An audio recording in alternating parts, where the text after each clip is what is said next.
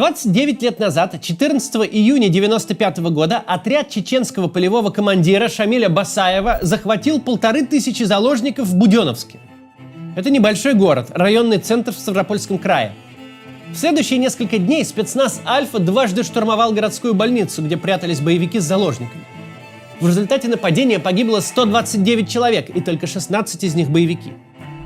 Через 3 дня Российская Федерация и Шамиль Басаев, которого до этого мало кто знал, заключили соглашение о прекращении войны, которую сейчас мы называем Первой Чеченской. А? Плохо слышно? Так, я прошу тишину, сейчас у нас с Москвой разговор.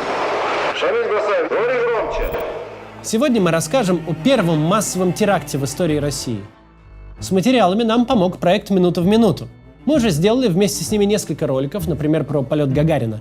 Посмотрите, если не видели. А в Телеграме и Твиттере «Минута в минуту» уже 20 таких реконструкций. Это интересный проект, рекомендую подписаться, ссылка будет в описании. А мы начинаем. В декабре 1994 года президент Борис Ельцин под давлением силовиков принимает решение ввести войска в Чечню. Маленькая победоносная война обернется катастрофой длиной в 10 с лишним лет. К концу апреля 1995-го счет потерь российской армии идет на тысячи, а мирного населения Чечни на десятки тысяч. Однако российские военачальники полны оптимизма. К началу лета равнинная часть Чечни в основном контролируется Россией. Остатки армии Ичкерии зажаты в горах и ведут партизанскую войну против федералов. Кажется, что победа близка. Российские федеральные силы занимают Шатой, фактическую столицу Ичкерии после падения Грозного. Настроение у военных бодрое. Они поздравляют друг друга, уверенные, что победа за ними. С точки зрения классики, конечно, война закончилась. Вот сейчас мы стоим уже с точки зрения классического определения. Ну а так, будет где-то отдельные теракты, отдельные там диверсии, выстрелы одиночные, допустим, какого-нибудь фаната. Даже просто лишь бы попугать, пошуметь, покричать. И все. Боевики, по его словам, где-то бегают, а их командиры ищут пути выхода. Генерал не прав. Один из этих командиров, Шамиль Басаев, такой путь уже нашел. 150 боевиков отряда Шамиля Басаева собираются у села Алерой и через лес, через горный хребет, в обход российских заслонов выходят к Бакинской трассе в районе поселка Новогрозненский. Там, в паре километров от шоссе, их ждут крытые КАМАЗы и шестерка, наспех перекрашенная под машину ГАИ. Водителями назначают тех, кто может сойти за славянина. Колонна трогается. Цель боевиков – атаковать Россию изнутри. Конкретного пункта назначения нет. Они решили ехать, пока их не остановят. Если удастся добраться до Москвы, значит нападение будет в Москве. Легенда для милицейских постов следующая. Везем груз 200, тела российских военных. Такой транспорт обычно не досматривали. Идея принадлежит бывшему милиционеру Абу Мавсаеву. Легенда срабатывает. Колонне удается миновать все встречные посты. При этом на псевдомилицейской машине еще не успела высохнуть краска. Мигалка не держится на крыше, и ее пристраивают в салоне на задней полке. На 3 боевиков, сидящих в машине, 1 фуражка и 1 форменный китель. Начальнику Буденновского ОВД Николаю Лишенко звонят сотрудники милиции села Покойные. «Николай Андреевич, прошли 3 крытых военных КАМАЗа и машина ГАИ».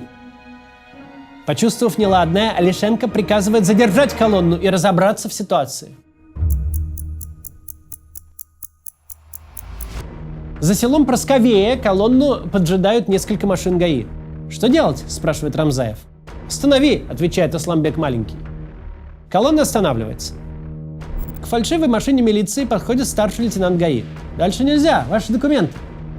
Документов нет, даже поддельных. Асламбек Маленький, говорящий по-русски без акцента, показывает на КАМАЗы. «Там груз 200!» Лейтенант говорит: «Впереди подняли войска, и он не может пропустить колонну, придется проехать с ним». Николай Лишенко видит в окно, как подъезжает колонна из 3 КАМАЗов и нескольких машин ГАИ. Встревожившись, он берет пистолет, досылает патрон в патронник и говорит дежурному, что сам выйдет и разберется. но успевает пройти лишь 20 метров. Лейтенант ГАИ подходит к сопровождающей колонну фейковой милицейской машине и требует показать документы. В ответ раздается «Вот те документы» и выстрел. Лейтенант гибнет на месте. Из КАМАЗов выпрыгивают 150 боевиков и открывают огонь. После недолгой перестрелки плохо вооруженные и немногочисленные милиционеры отступают на верхний этаж здания. 7 милиционеров и несколько боевиков убиты. Захватив несколько заложников, люди Басаева движутся к мэрии, по пути расстреливая и беря в плен людей. В центральной больнице номер 2 хирург Анатолий Скворцов заканчивает плановую операцию. В Ставрополье Скворцов личность легендарная. Он создал в Буденновской больнице передовое хирургическое отделение. Выйдя в коридор после операции, он сталкивается с бегущим навстречу начмедом Петром Костюченко. «Сейчас будет массовое поступление раненых!» Скворцов не понимает, что происходит, но решает подстраховаться. Командует медсестрам разворачивать операционную. Боевики сгоняют людей на площадь у городской администрации. Среди боевиков и среди гражданских есть раненые. Асламбек Маленький командует подчиненным вести раненых в больницу и ждать там. Информация о захвате поступает замглавы администрации Ставропольского края Александру Коробейникову. Он тут же звонит в мэрию Буденновска, еще не зная, что она захвачена боевиками. Ни один телефон там не отвечает. Коробейникову удается дозвониться на узел связи Буденновска. Трубку берет девушка, забывшая вещи в аппаратной и вернувшаяся за ними. «Город горит! На нас напали! Нас убивают! Спасите!» — кричит она в трубку. В Москве поднимают по боевой тревоге спецподразделение «Альфа». Предварительная информация. Захват заложников террористами. Альфовцы начинают готовиться к вылету. По инструкции на сборы максимум час. Глава ФСК, ныне ФСБ, Сергей Степашин получает информацию о захвате заложников. Он докладывает об этом президенту Борису Ельцину. Ельцин готовится к поездке в Канаду на саммит G7 и отменять поездку не хочет. Он командует Степашину вылететь в Буденновск. Впоследствии Степашин расскажет, что полетел по зову сердца. Террористы строят заложников в колонны и отправляют к больнице.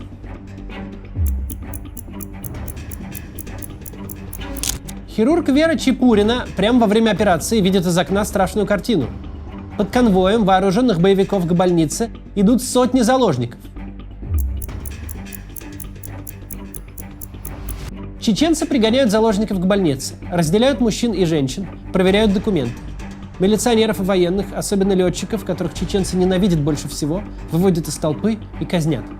Военные летчики, с ним у нас разговор особый, потому что это самые жестокие люди на земле. И что они в Чечне творили, нам хватит сполна.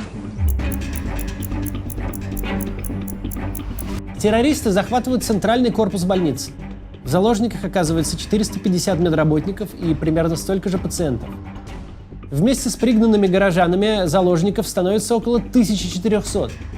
Мужчины, способные оказывать сопротивление, содержатся отдельно в полуподвале под особым надзором. Виктор Черномырдин, премьер-министр России, проводит плановое совещание по Кавказу. Обсуждают послевоенное восстановление Чечни. Басаев отправляет врачей Веру Чепурину и Петра Костюченко в милицию.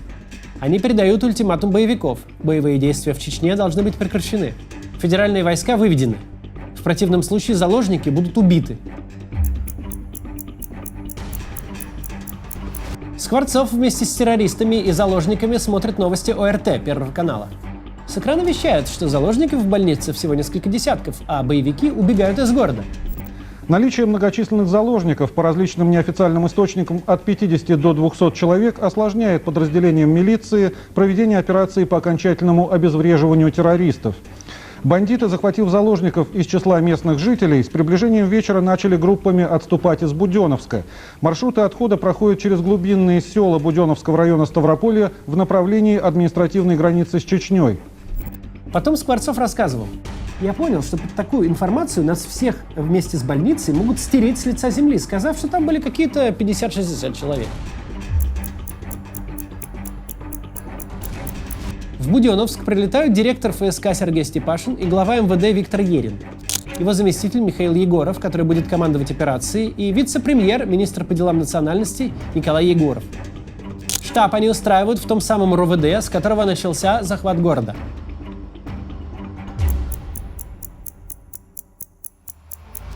В Буденновск срочно возвращается полковник МВД Владимир Попов и два его помощника, чеченцы по национальности, работающие на федералов. Группа занимается тем, что выкрадывает из чеченского плена российских военных. Попов живет в Буденновске, здесь его семья. Для Абу Мавсаева Попов – личный враг. В штабе аншлаг. Министр внутренних дел Ерин, его зам Егоров и все местное милицейское начальство. Попов представляет высокому командованию своих ребят и говорит, что они готовы помочь в переговорах. Попов потом злился. Они возмущались, что в штаб с такими высокими лицами я привел вооруженного чеченца, а эти чеченцы приехали нам помочь. Руководство Альфа готовит план штурма больницы. У спецназовцев большие сомнения в успехе. Рекогносцировку мы еще не проводили, но уже было понятно, что штурмовать такое здание – самоубийство. А когда на следующий день наши специалисты рассчитали потери в случае штурма, ужаснулись все, рассказывает замкомандира Альфы Поляков. Светает. В кабинете хирурга Скворцова собираются сотрудники отделения обсудить ситуацию. Понятно, что без договоренности с террористами работу не наладить. Скворцов знает, что боевики устроили штаб в Ординаторской и идет туда. В Ординаторской 7 боевиков. Асламбек Большой заверяет Скворцова, что мешать работе врачей они не будут. Просит обращаться, если возникнут проблемы. Террористы ведут себя вежливо, и Скворцов немного успокаивается. В присутствии Скворцова в Ординаторской раздается телефонный звонок. Звонят из штаба. Басаев договаривается о пресс-конференции. Ему, конечно, нужен был общественный резонанс. По телевизору шло вранье. Я услышал, что журналисты должны прийти в 12 часов дня, вспоминает Скворцов. Скворцов сообщает коллегам, что обо всем договорился и идет на обход больных. Все пережили ночь, самые тяжелые стабильны, но на лицах заложников Скворцов видит тревогу, страдания и страх. Женщины плачут. Скворцову удается внимательнее рассмотреть боевиков. Их экипировка впечатляет. У каждого автомат, пистолет, на груди в разгрузке как минимум 4-5 магазинов, ручные гранаты. У многих заряженные РПГ, у каждого рация и обязательный традиционный кинжал. В коридорах и в других точках установлены пулеметы. Чеченцы Попова приходят в больницу для переговоров. Они знакомы почти со всеми боевиками лично. Более того, один из людей Попова, Шарип Абдулхаджиев, видит перед собой родного брата. Это Асламбек Большой, один из главных организаторов теракта. Братья орут друг на друга. Переговорщики возвращаются в штаб и передают требования боевиков: прекратить войну в Чечне, вывести войска и привести в больницу журналистов. В штабе принимают информацию без комментариев. Начальство по-прежнему не может прийти в себя.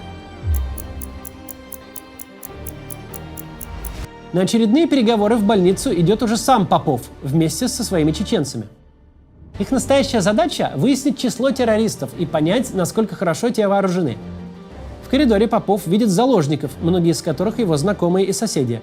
Попов не здоровается с ними. Не дай бог террористы подумают, что это его близкие, и попробуют через них воздействовать на него. Басаев очень хороший психолог, и такой шанс не упустит. Попова встречают все 4 командиров: Хасан Тимирбулатов, телохранитель Басаева и еще несколько боевиков. Команда Попова пытается направить разговор в мирное русло. Первым говорит авторитетный чеченец Умар Шалинский. Что вы делаете? Причем тут мирные люди? Больные, женщины, дети. Терроризм к миру не приведет. Как вы смогли принести столько горя и проблем людям? Так вопросы не решаются. Речь Шалинского не производит на террористов никакого впечатления. Но Попов уже успел увидеть все, что ему было нужно. Количество врагов, их вооружение и расположение. Напоследок переговорщики просят Большого Асламбека сделать шаг навстречу и освободить хотя бы часть людей. Асламбек соглашается и отдает 20 человек. Попов докладывает министру Ерину. Палаты забиты, коридоры забиты, люди ранены, у боевиков пулеметы и гранатометы. В штабе уже было понимание, что в больнице 2000 заложников и 200 террористов. Но они не хотели верить в такие цифры, констатирует Попов. Обещанные журналисты в больнице так и не появляются. Басаев звонит в штаб и спрашивает, почему их нет. Ему отвечают, журналисты еще не собраны. Басаев соглашается перенести конференцию на 14 часов. Но говорит, если они снова не придут, мы расстреляем 5 заложников. Журналисты не появляются. Басаев опять звонит в штаб. Вице-губернатор края Коробейников предлагает ему освободить всех заложников, тогда придут журналисты. «В таком случае журналисты нам не нужны, оставьте их себе», — отвечает Басаев. Единственная уступка, на которую он готов пойти, это перенести конференцию на 17 часов. Это в последний раз, предупреждает Басаев. И вот когда 5 часов, а телерепортеров нет, мы в это время в ординаторской находились, там же, где и руководитель этих боевиков. Он дает команду на чеченском языке, смыслом этой команды, но по тону было понятно. И буквально через 5 минут раздались очереди в районе подвала. Басаев отправляет в штаб федеральных сил на переговоры врачей Веру Чепурину и Петра Костюченко. Скворцов вызывается пойти с ними. Басаев соглашается и предлагает не возвращаться. Он уверен, что вскоре начнется штурм здания. На 8 часов был назначен расстрел 10 человек. В начале 7-го мы уже тоже подошли к нему и сказали, говорит, в общем, отправьте нас, разрешите нам вырваться, мы постараемся их привести. Он нам заявил, что меня уже это не интересует, все это бессмысленно. Никаких переговоров, скорее всего, не будут. Но если вы еще хотите что-то сделать сами для себя, пожалуйста, я вас выпущу. Врачей принимает главный чекист страны Степашин и областное начальство. Встреча проходит бурно. Врачи кричат: положение пациентов бедственное, нет медикаментов, нет перевязочного материала. Степашин просит Скворцова назвать приблизительное количество заложников. Завхирургии отвечает: в пределах 3000. Он пытается убедить главу ФСК, что при штурме будет очень много жертв. Просит его продолжить переговоры. В конце концов, удается договориться о визите журналистов. Они пойдут в больницу вместе с врачами. Скворцов просит Степашина позвонить на ОРТ и попросить перестать врать о том, что боевики убегают.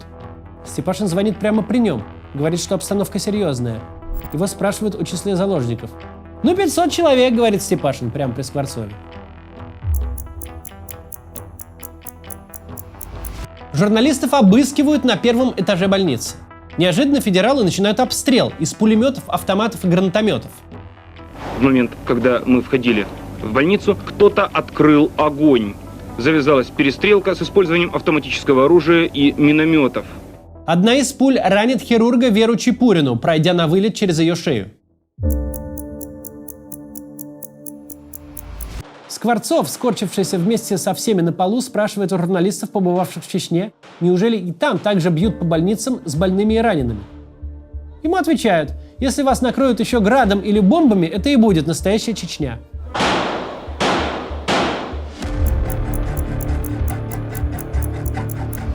Журналистов уводят в полуподвал на пресс-конференцию с Басаевым. Он начинает заготовленную речь тихо, монотонно и всем своим видом показывая, что он век бы не видел журналистов. Нам все это надоело смотреть дома, как бомбят наши села, как убивают наших женщин, стариков, детей.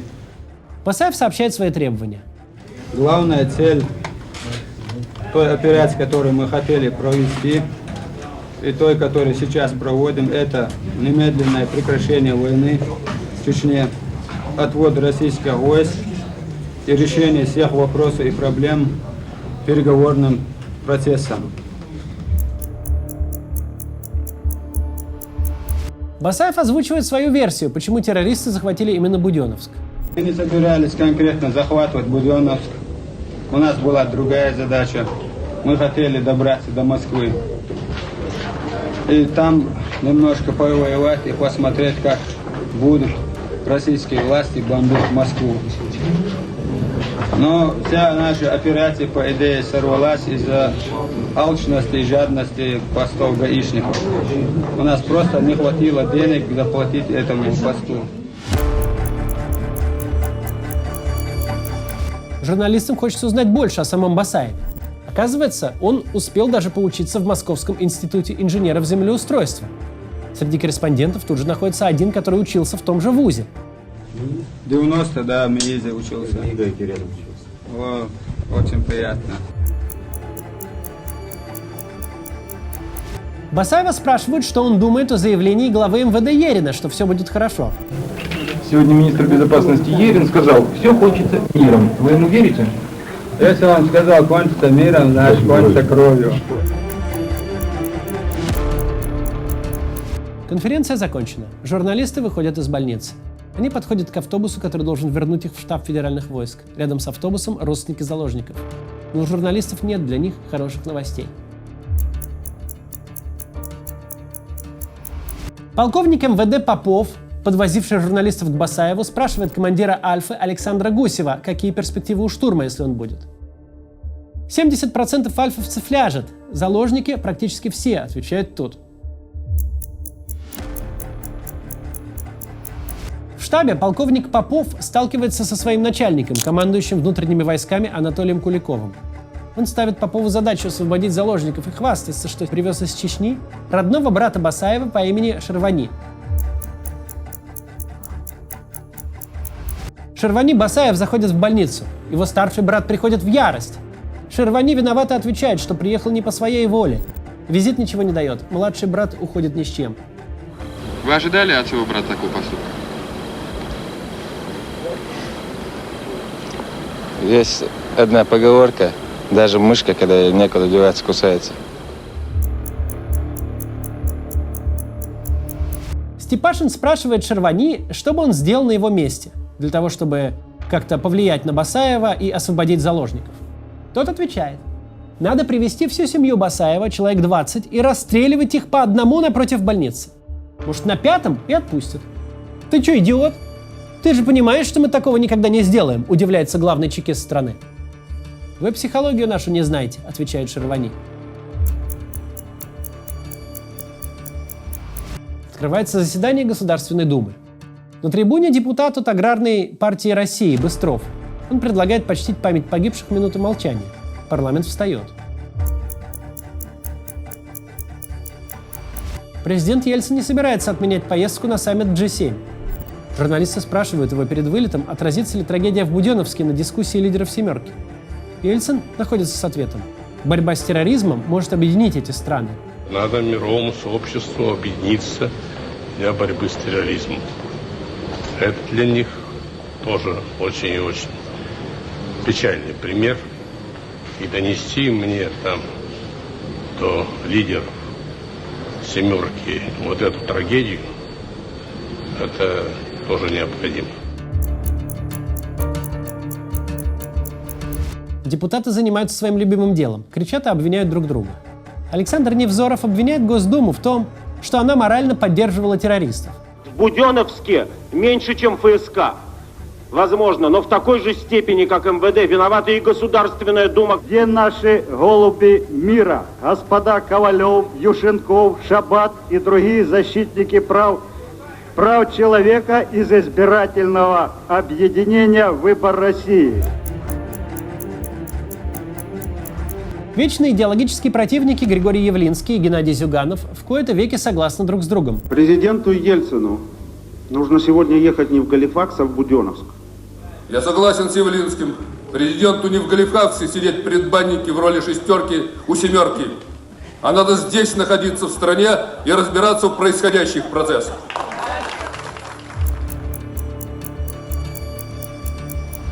Депутат Анатолий Кашпировский, экстрасенс, прославившийся лечением людей через телевизор, просит отправить его к Дудаеву и обещает вернуть всех заложников. Депутат ЛДПР Анатолий Кашпировский, редко выступающий в Думе, готов вмешаться. Он пообещал, что если его отправят к Дудаеву, то ко вторнику заложники будут освобождены. В зале оживление. Многие верят в возможность загипнотизировать президента Ичкерии. Кашпировский поедет, но не к Дудаеву, а в Буденновск. Заклеймленные Невзоровым депутаты-пацифисты вылетают в Буденновск для переговоров об освобождении заложников. В самолет садятся бывшие диссиденты, а ныне парламентарии Сергей Ковалев, Юлий Рыбаков, Валерий Борщев, а также помощник Ковалева Олег Орлов, глава мемориала. Сейчас он находится в тюрьме за дискредитацию российской армии. Эти вещи только тронут. И пойдут взрывы. Надо пытаться спасать людей. Попов и его чеченцы составляют план войти в больницу, их там уже знают и не обыскивают, ликвидировать Басаева и других командиров, рядовых боевиков убедить сдаться. План кажется удачным, и Попов приглашает Степашина с ним ознакомиться. Степашин приезжает в штаб, но Попова там уже нет. Жители города попросили его срочно вызволить из гаража больницы, прячущиеся там 16 человек. Проверив и передав в штаб информацию о заложниках в гараже, Попов возвращается и сталкивается с разозленным Степашиным. Тот крайне недоволен тем, что Попов уехал и оставил его с бандитами. Под бандитами он имеет в виду чеченцев, которые члены группы Попова. Степашин отчитывает полковника как мальчишку и уезжает.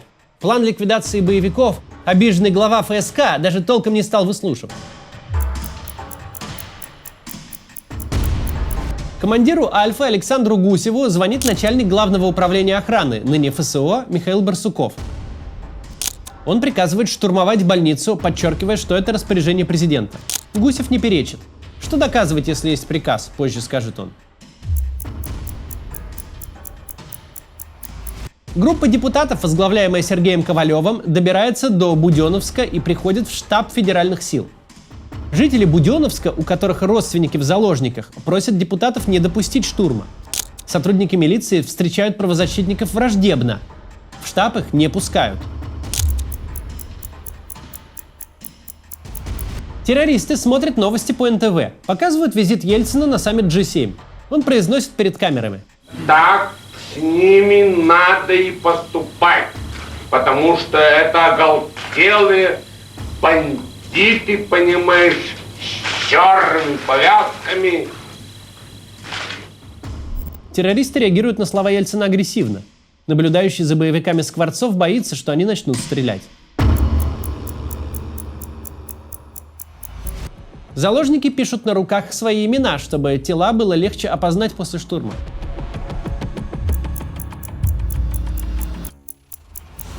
Заместитель командующего операцией Вячеслав Михайлов встречается с депутатами-правозащитниками.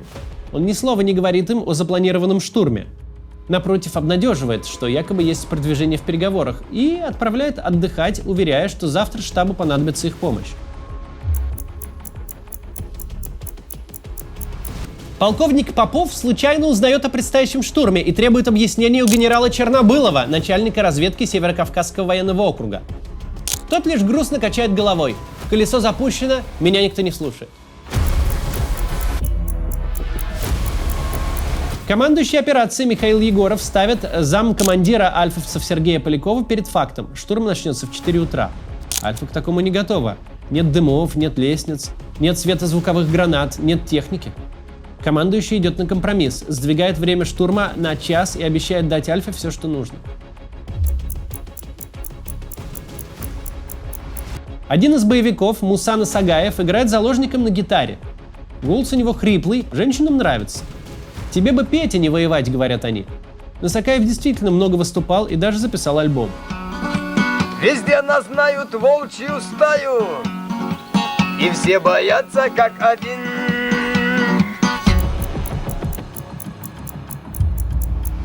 Полковник МВД Владимир Попов слышит, как в радиоэфире двое милиционеров открытым текстом обсуждают, что штурм начнется в 4 часа. Другие силовики кричат им в эфире: «Выключи рацию», но милиционеры не реагируют. Местный житель ведет альфовцев к больнице. Спецназовцы добираются до морга. Оттуда они видят котельную, а за ней до больницы только редкие деревья. Укрыться совершенно негде. Альфа перебегает от морга к котельной. Все тихо. Спецназовцы начинают красться к больнице по открытой лужайке, и в эту секунду террористы начинают по ним стрельбу. Такого огня я не видел в своей жизни. Это был стальной ливень, вспоминает боец Алексей Филатов. Заведующий хирургией Анатолий Скворцов просыпается от выстрелов. Все сливается в сплошной грохот, в котором выделяются очереди и взрывы. По окну кабинета бьет пулемет. В дверях появляется террорист и, угрожая расстрелом, приказывает всем встать в проем окна. Рядом со спецназовцем Филатовым гибнет его коллега. Он слышит по рации: Соловов 200. В этот момент Филатов, помимо грохота пуль, слышит рев голосов. Он смотрит в прицел и видит заложников в окнах. На некоторых направлениях в окна начали ставить заложников. Поэтому предельно внимательно.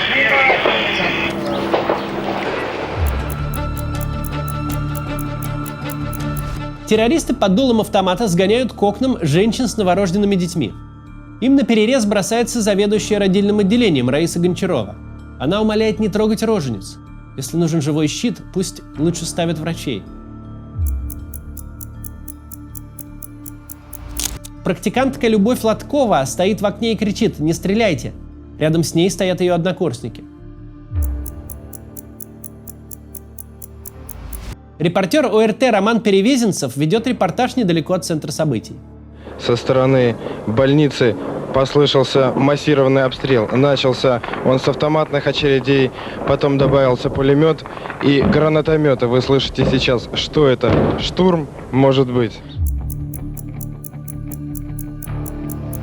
Попов прибывает к детсаду, где на время штурма расположился штаб.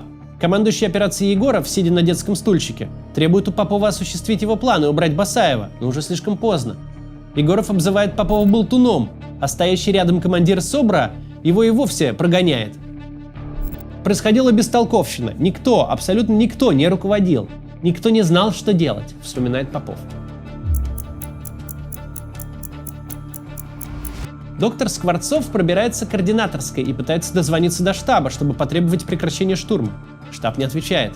В стену снаружи ударяет снаряд.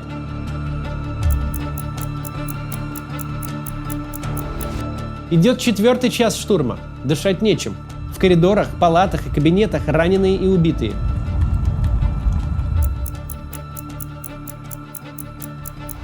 Наконец, Скворцову удается дозвониться до главы ОВД Ставропольского края Виктора Медведицкого. Тот командует прекратить стрельбу. Бой начинает стихать, но лишь потому, что к этому моменту у федералов заканчиваются патроны.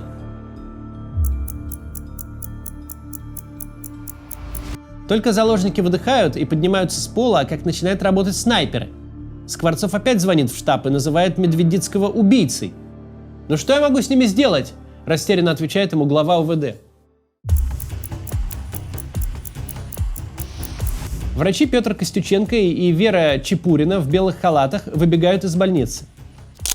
На палке у них белая простыня с нарисованным губной помадой красным крестом. Озираясь, они бегут в сторону штурмующих войск, чтобы найти офицеров и рассказать, что в больнице большое количество погибших и надо прекратить стрельбу. Ни одного офицера рядом с больницей не оказывается. Но зато есть депутат Юлий Рыбаков. Рыбаков пытается организовать медикам встречу с главой МВД Виктором Ериным, но тот отказывается их принимать. У него все идет по плану, и разговоры с врачами ему не нужны. А штурма не было. Это тоже надо учитывать. Сейчас очень легко делают, выводы о каких-то штурмах. Был не штурм. Было движение спецподразделений, которые освободили часть второстепенных зданий на территории больничного комплекса. Первый телефонный разговор после штурма у Басаева с Сергеем Ковалевым. Ковалев все последнее время работает в Чечне и умеет разговаривать с местными. «Шамиль, ты же понимаешь, что требование вывести войска невозможно чисто технически». И Басаев соглашается. Сергей Ковалев дозванивается в приемную премьер-министра Виктора Черномырдина и сообщает его секретарю, что главарь террористов Шамиль Басаев смягчил свои требования. В это же время боевики отпускают беременных и женщин с маленькими детьми. Командир, вот, перед дорогой. Ребенок где мой?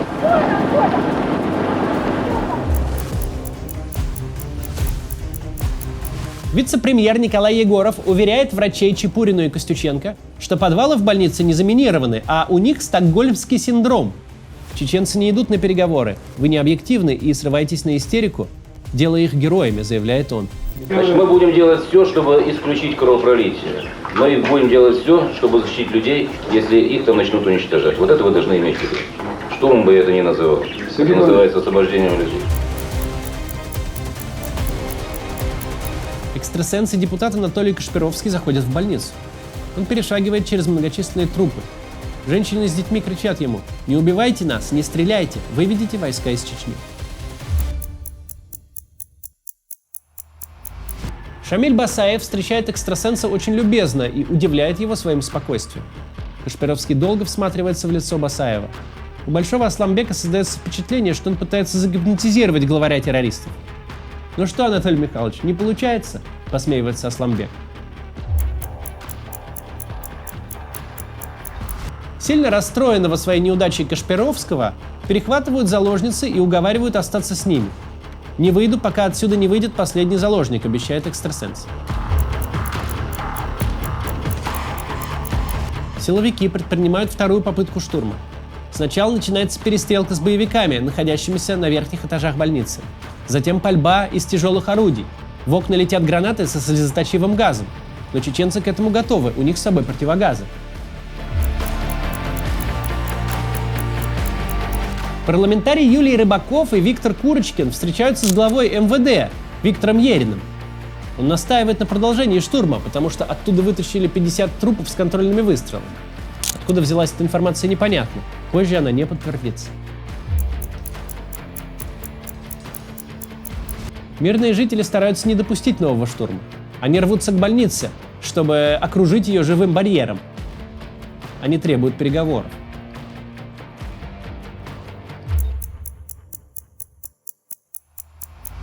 Премьер-министр Виктор Черномырдин делает заявление о трагедии в Буденновске в своем неповторимом стиле.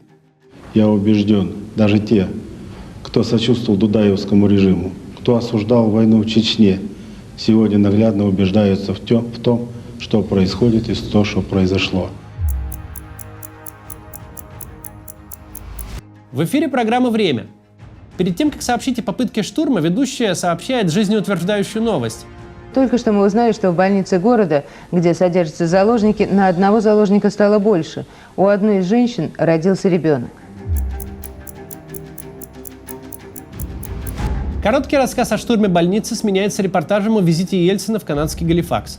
Хотя день был очень напряженный, тем не менее голова все время думала о Буденновске. А приказ об атаке вот этих вспомогательных объектов был дан отсюда из Галифакса или там на месте приняли это решение? Значит, мы предварительно это решение приняли с Ериным до отъезда. На блокпосту перед Буденновском останавливают «Копейку». В ней едут корреспонденты немецких СМИ. Солдат нечаянно нажимает на спуск пулемета, у которого снят предохранитель. Убита журналистка Наталья Алякина. Остальные в машине тяжело ранены.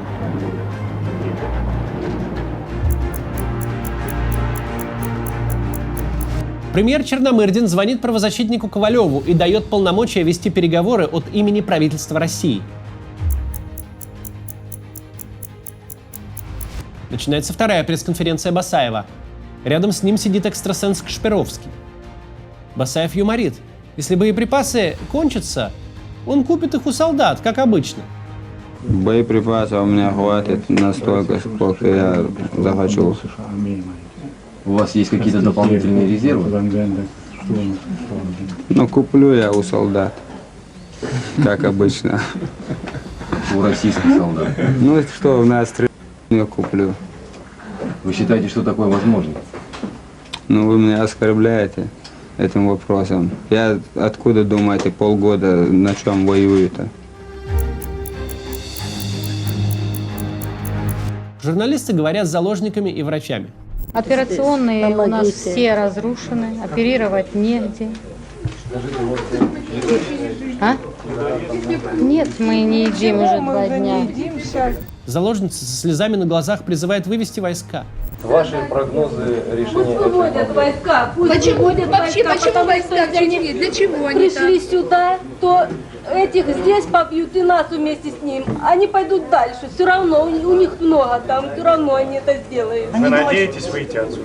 Мы? Нет надежды уже нет. Нет надежды. Нет. Телеоператоры снимают еще совсем юных медсестер. Мы думаем, наверное, что свои русские люди не будут убивать. В конце концов, сколько это можно? Они не видят, что ли, что здесь столько стариков, детей здесь столько много. Басаев разрешает уйти женщинам с детьми и тяжело раненым. Одна заложница хватает мальчика, лежащего в больнице без родителей, прижимает к себе и говорит: «Ты мой сынок».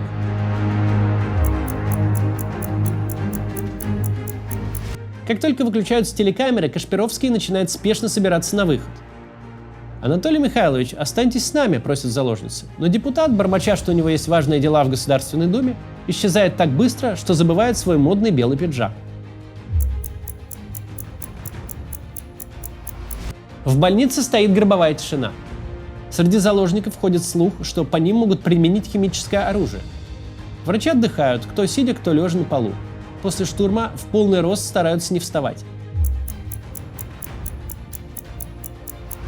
Виктор Черномырдин собирает журналистов в своем кабинете. Он хочет провести телефонные переговоры с Басаевым.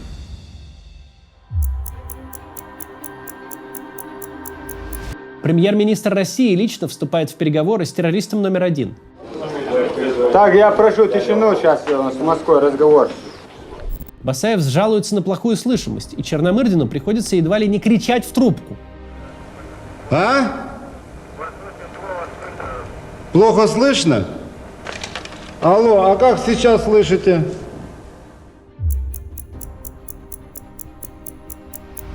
Премьер-министр России обещает выполнить одно из требований террористов – немедленно остановить войну. Я сразу вам говорю, я сейчас же даю команду, сейчас же указание. Прекращение боевых действий всех бомбежек в Чечне.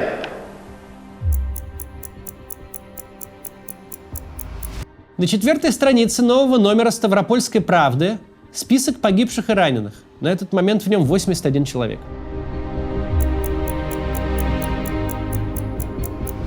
Журналист Валерий Яков снимает происходящее в больнице. На лампочке сидят маленькие птицы. Кто-то кипятит воду на открытом огне прямо в здании, а террористы отдыхают под аккомпанемент автоматных выстрелов снаружи. Разрывные попадают и осколки.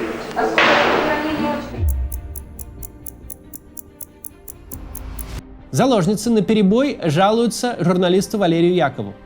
У нас здесь 5 птиц. Можно? 5 нельзя. А посмотрите, дети гибнут. Уже голодная голова кружится. Да, говорит, все не может. Самолет Ельцина садится во Внуково-2, журналистов к нему не допускают. Премьер Черномырдин и силовые министры докладывают президенту о ситуации в Буденновске прямо в аэропорту. На следующий день Ельцин не поедет в Кремль, ему нужно отдохнуть.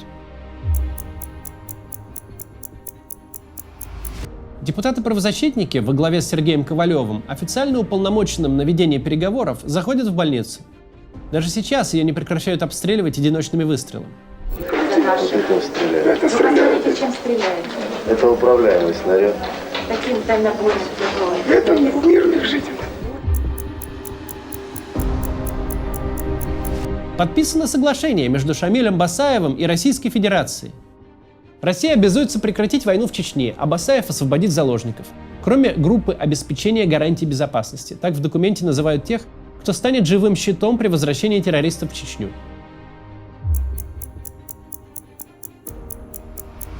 Документ, составленный едва ли не на коленке, просит переписать красивым почерком одну из заложниц. Затем его снова подписывают все стороны, а представитель краевой администрации по телефону диктует текст в штаб. Черномырдин второй раз звонит Басаеву. Переговоры транслируются в прямом эфире. Премьер на всю страну объявляет: боевые действия прекращены.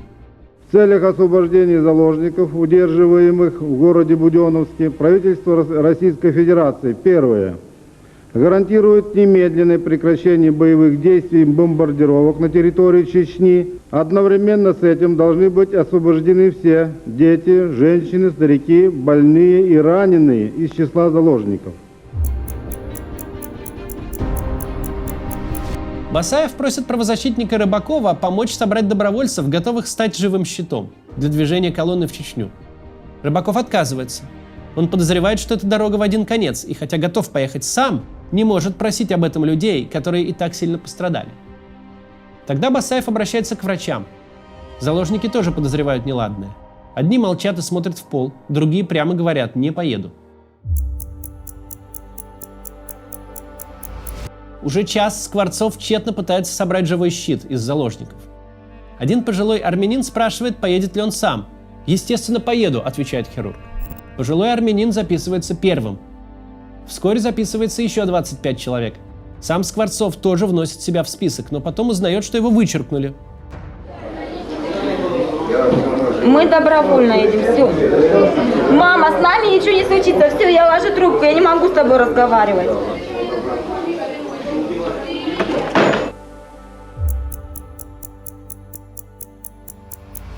Глава УВД Медведицков приносит в больницу бланки расписки, которые обязаны подписать все участники группы прикрытия.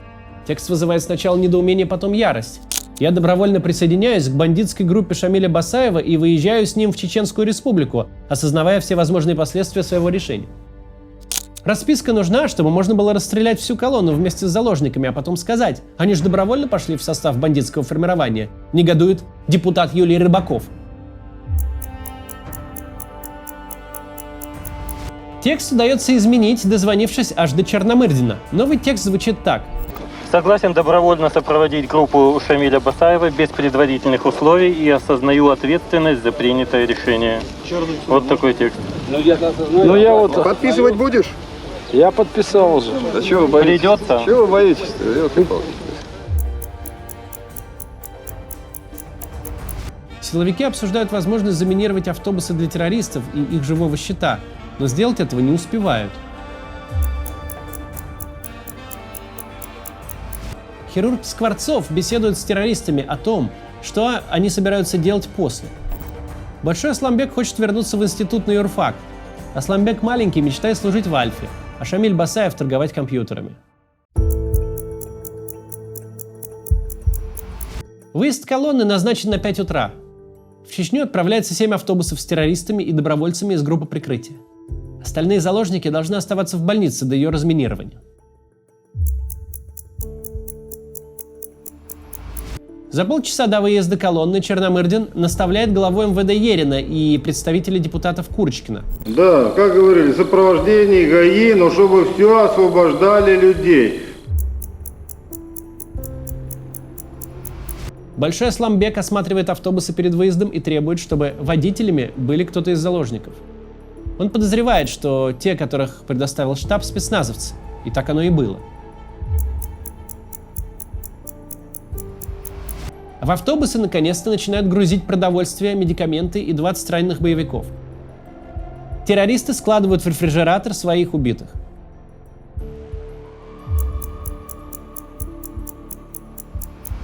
Перед самым отъездом журналист «Коммерсанта» Сергей Тополь вспоминает, что не отметил командировку. Искать местных чиновников уже некогда. «Шамиль, отметь, пожалуйста, что я здесь был», — просит он. Басаеву идея нравится. Вместе с Большим Асламбеком они подписывают командировочный лист.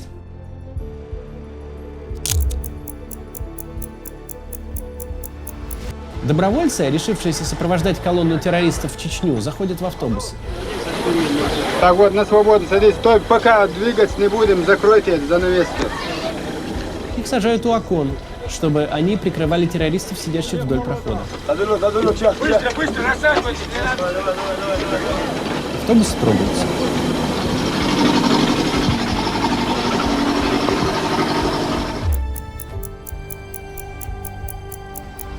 Более 1000 человек, которые провели в заложниках 6 дней, наконец-то выходят на свободу.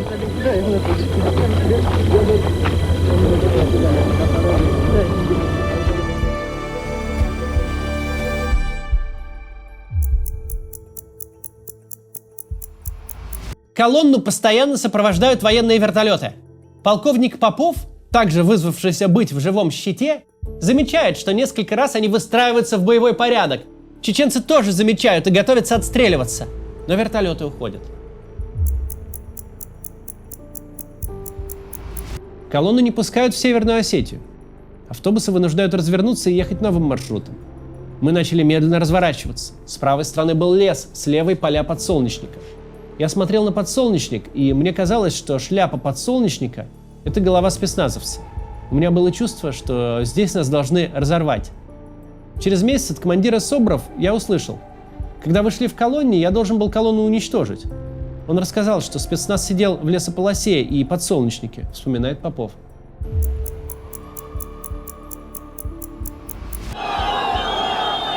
В дагестанском селе Хасавюрт чеченцев встречают как героев. Люди несут еду, поют песни. На площади устраивают настоящий праздник.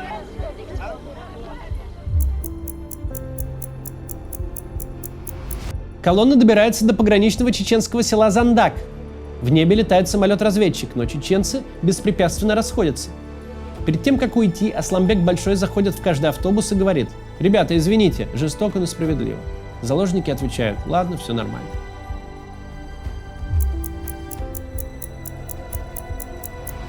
Колонна трогается в обратный путь, домой. В целом все обошлось. Теперь можно ехать домой.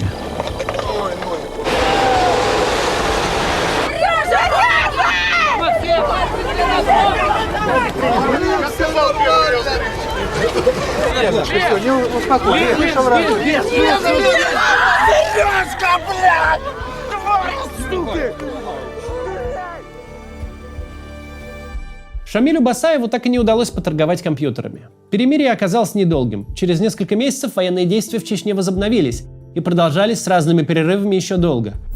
Все командиры буденовского теракта были уничтожены. Асламбек Маленький в феврале 2000-го, Абу Мавсаев в мае того же года, Асламбек Большой в августе 2002-го. Шамиль Басаев прожил дольше всех. Он был ликвидирован в июле 2006-го. Его имя связывают с организацией терактов на Дубровке и в Беслане. Через полгода в Буденовскую больницу приехал осмотреть президент Ельцин. Зав. Отделением Скворцов очень не хотел с ним встречаться, но избежать этого ему не удалось. Вскоре он написал заявление об уходе. «Больше я сюда не приду, разве что привезут», — сказал он на прощание. За 5 дней я испытал это все. Я убедился, что на нас всех наплевать. Наплевать на нас всех. Неужели это цена? Наказание — убить 70 человек. 3000 своих сограждан беззащитных, бросивших детей, женщин, рожающих, рожениц, ради того, чтобы наказать 70 человек. Мифология, которая строится вокруг Буденовска, основана на представлении, что тогда государство проявило слабость, пошло на переговоры с террористами, чем спровоцировало новые теракты. Террористы, мол, ровно в тот момент поняли, что государство готово прогибаться под их требования. Поэтому именно из Буденовска растут ноги, что Нордоста, что Беслана. Но достаточно рассмотреть все произошедшее немного пристальнее, чтобы понять, мифология — это пропаганда в чистом виде. Таким образом, пришедшие к власти чекисты оправдывают свое варварское отношение к жизням заложников. Дескать, херачили мы тяжелым вооружением по школе, набитой детьми. А что вы хотите? Если бы мы пошли на переговоры, террористы бы победили. Единственный, дескать, способ отучить террористов хватать заложников — долбить так, будто никаких заложников нет. В случае с Буденовском у силовиков тоже был план действовать твердой рукой и принимать сильные решения. Военное, милицейское и чекистское начальство не слишком волновалось о заложниках. Их не заботило, что штурм не оставит в больнице ни единого выжившего. Более того, план этот пытались реализовать, что не привело ни к чему, кроме бессмысленных смертей, которых можно было избежать. Несколько попыток штурма никаким образом не приблизили разрешение ситуации и освобождение заложников. Что тогдашние, что нынешние силовики, конечно же, терпеть не могут всех этих либеральных политиков и общественных деятелей, которые почему-то думают, что спасение заложников первично, а с наказанием террористов всегда можно подождать. Но история Буденовска показывает верность именно такого подхода. В нем нет такого компромисса, на который нельзя пойти во имя спасения жизни людей. И государство в последнюю очередь должно думать о сохранении собственного лица, а в первую о сбережении жизни своих граждан. И да, премьер-министр Российской Федерации Черномырдин лично беседовал с главарем террористов по телефону. И что характерно, не умер, голова не отвалилась, авторитет не отклеился. Поговорил, внес свой вклад в спасение заложников, и кресло под ним не рухнуло. Все хорошо, никто не посчитал тогда и не считает сейчас, что Черномырдин этим унизил себя или государство. Наоборот, Такой поступок характеризует сильного человека. Он не пытался сохранить лицо, но совершенно его не потерял.